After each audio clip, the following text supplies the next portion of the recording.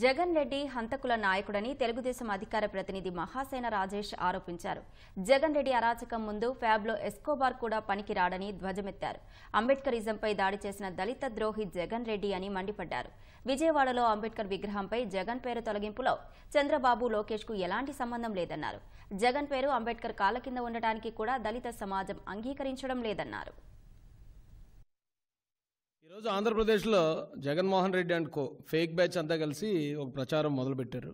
విజయవాడలో స్వరాజ్ మైదానంలో ఉన్న డాక్టర్ బాబాసాహెబ్ అంబేద్కర్ విగ్రహం మీద నారా చంద్రబాబు నాయుడు గారు మరియు నారా లోకేష్ గారు సుత్తులు పట్టుకుని వెళ్ళి ఆ విగ్రహాన్ని పగలగొట్టడానికి ప్రయత్నించారని చెప్పి విపరీతంగా దాన్ని 1కి 100, 100కి 1000 మందితో ప్రచారం చేస్తున్నాడు.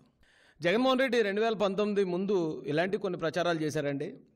నేను ఆ స్టాట్యూని సందర్శించి వచ్చాను.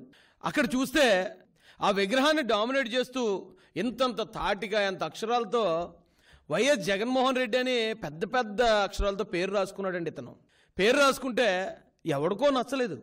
ఇప్పుడు జగన్మోహన్ రెడ్డి అధికారంలోకి వచ్చిన వెంటనే అంబేద్కర్ గారి పేరు విదేశీ విద్యకు తీసేసి జగన్ పేరు పెట్టుకున్నాడు. అలాగే హెల్త్ యూనివర్సిటీకి ఎన్టీఆర్ గారి పేరు తీసేసి వైఎస్ రాజశేఖర రెడ్డి పేరు పెట్టుకున్నాడు. అయితే ఎవడో అమాయకుడు ఒకవేళ గవర్నమెంట్ మారితే ఇలా పేరు తీసేయలేమో, జగన్మోహన్ రెడ్డి పేరు కూడా తీసేసి ఇక్కడ చంద్రబాబు నాయుడు గారి పేరు ఎట్టలేమో, ఒకవేళ జగన్మోహన్ రెడ్డి మర్చిపోయారేమో ఈ గవర్నమెంట్ అని చెప్పి ఎవడో పీకి పారేసి ఉంటాడు. అది